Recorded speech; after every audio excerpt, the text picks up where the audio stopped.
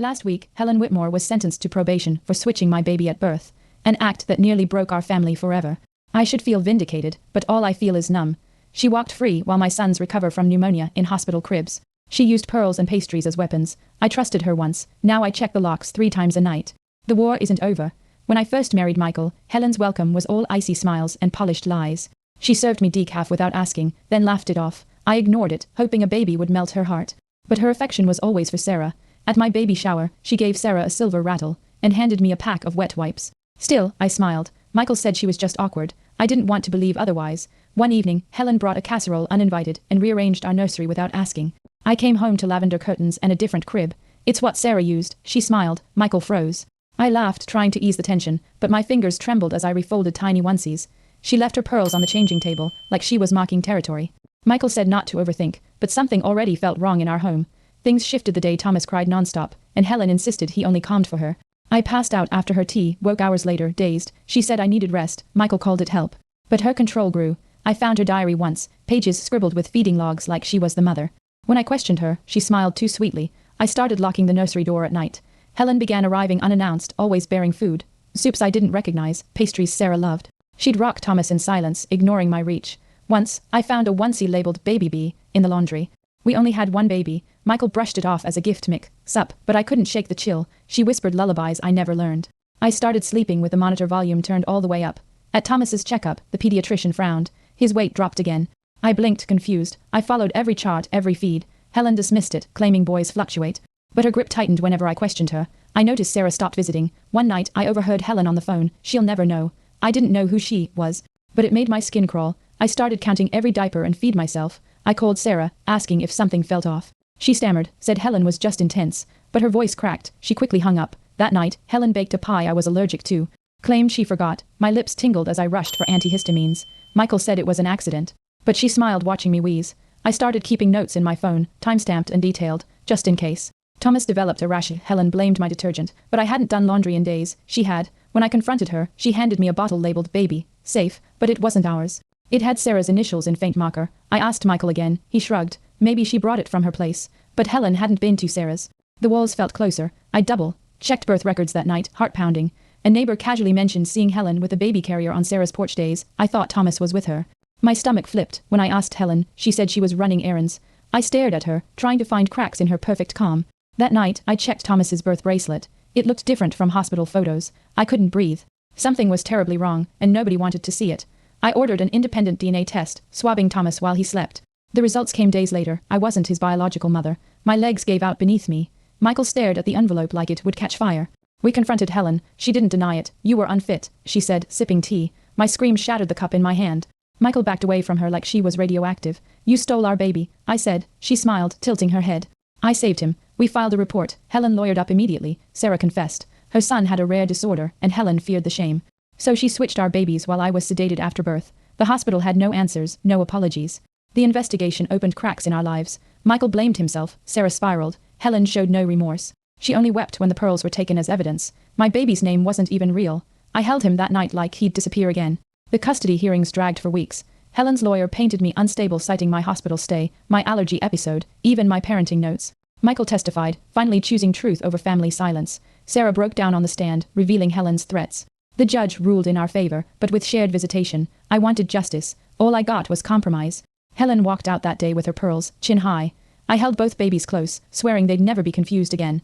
My name mattered. A week after court, we discovered Thomas, our biological son, was missing from daycare. Helen had signed him out. We raced home, no note. Sarah swore she hadn't seen her. Police were called. My throat burned from screaming. Michael collapsed into a chair. Then an email arrived from a burner account. He's safer with me. It was signed Nana. My hands shook. Helen had vanished, and she took Thomas with her. Again. The police traced Helen's last phone ping to a remote cabin registered to an old friend. We drove through rain, heart in throat. Thomas was inside, alive, confused, unharmed. Helen looked feral, rocking him like a lifeline. She refused to let go. They don't love you, she hissed. I lunged. Officers pulled us apart. Thomas sobbed in my arms. That night, emergency custody was stripped from her permanently. But I still flinched when the doorbell rang. Sarah filed for emancipation the next morning. Her voice cracked as she told the court Helen had manipulated her since childhood. She admitted to helping switch the babies, blinded by fear and guilt. The judge granted her separation. She moved into a women's shelter, starting therapy. We met once at a park bench. She apologized, holding my hand with trembling fingers. I didn't forgive her fully, but I saw someone trying to escape the same shadow. Helen's mental health evaluation revealed something chilling. She believed I was an imposter, that Sarah was still her only daughter-in-law. Delusion, the psychiatrist said. She'd constructed a reality where Thomas was always Sarah's. Her pearls were her anchors every time she wore them. She believed her lies more. The court deemed her unfit. She was sent to a psychiatric facility, but even then, her last words in court were, "You'll see, he'll come back to me." Michael began having nightmares, Helen standing over our crib, whispering lullabies. He stopped sleeping. We tried therapy, but the cracks were too deep. One night he asked, "Do you still love me?" I couldn't answer right away. Trust, once broken, clung to everything. We started sleeping in shifts, guarding the boys like soldiers. Even hugs felt guarded. We stayed together. For the kids, but we both knew love had been redefined in that courtroom.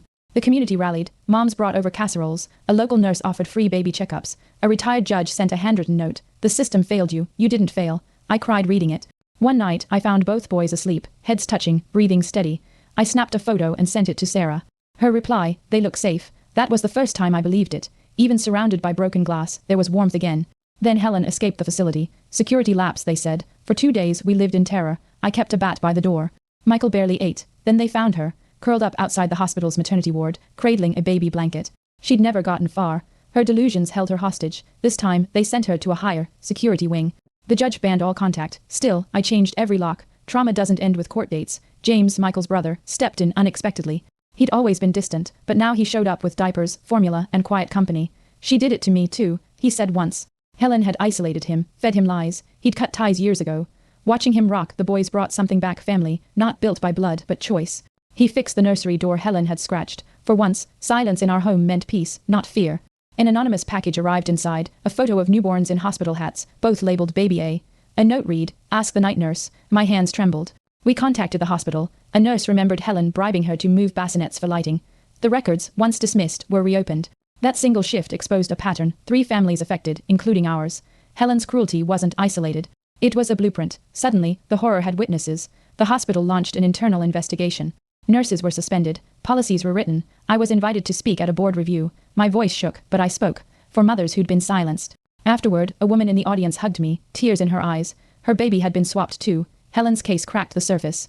Behind her pearls was a network of manipulation. And now, for the first time, someone other than me said, "She's a monster." Michael and I started couples therapy. We aired every secret, every silence. I admitted I doubted his loyalty. He confessed he once almost signed custody over to Helen, pressured and exhausted. We sat with that pain. We held hands through it. Our counselor said, "Trauma fragments love, but fragments can be rebuilt." Slowly, our house grew quieter at night. Less locks, fewer flinches. Trust returned in whispers, in shared calendars, baby giggles, and the way he said my name again. On a walk, Thomas tugged my sleeve. "Mama," he said, pointing at me, not Helen, not Sarah, just me. I dropped to my knees, sobbing. For months, I'd feared I was just a caretaker. That one word unraveled it. Michael took a photo of us, later printing it for the fridge. "Proof," he said. I started writing again, blogging about truth, trauma, and the fight for identity. Each post reached more parents. The silence was finally cracking. Helen's health declined in the facility. Dementia set in. The court offered me a chance to testify again. For sentencing, I refused. What more could I say? Let her fade, nameless, but I mailed the judge a letter. My sons aren't statistics, they're survivors. That year, laws changed. Hospitals added new ID protocols. It wasn't victory, but it was a shift. A system that failed us was finally listening. That was enough, for now. Michael surprised me on our anniversary, rented a small cabin near the ocean, just us and the boys. No locks, no shadows. We built sandcastles, laughed over soggy sandwiches. One night, he whispered, "Let's renew our vows." I nodded, tears falling. We'd survived something unthinkable. Our vows weren't just promises, they were war cries turned lullabies. That weekend didn't erase the past, but it reminded us of who we were, before the battles, before Helen. James wrote a memoir about Helen's manipulations, decades of control, isolation, and quiet torment. He titled it Pearls and Poison *. I read it cover to cover, crying through chapters I could have written myself. It became a bestseller, opening national conversations about family gaslighting. He donated the royalties to shelters for women escaping domestic abuse. I hugged him at the book launch. "You gave voice to so many," I whispered, including me. He just nodded. "She won't silence anyone again." Sarah became a neonatal nurse. It shocked everyone. She said she wanted to be what she never had, safe hands. We visited her at work once. She held Thomas like glass. "He was never mine," she whispered, "but I'll protect babies who are." Her eyes met mine, no more fear. Just resolve. Forgiveness didn't come easy, but I saw her rebuild from the ashes Helen left, and that was enough to let her back into our lives. The day we legally renamed both boys, first and last names matching ours. I wept signing the papers. The clerk smiled, handing over 2 certificates. "It's official," she said. That night we framed them, hanging them above the crib. Identity restored. It felt like winning a war with signatures. Michael played soft lullabies. I whispered each name out loud. Over and over, not because I forgot, but because now, no one could ever take them from me again. The last time I saw Helen, it was in a dream.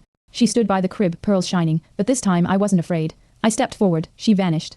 I woke up to Thomas babbling, sunlight spilling across the nursery. No shadows, just breathe, life, warmth. Trauma lingers, but it doesn't own me, not anymore. I kissed both boys, whispering, "You are mine, always."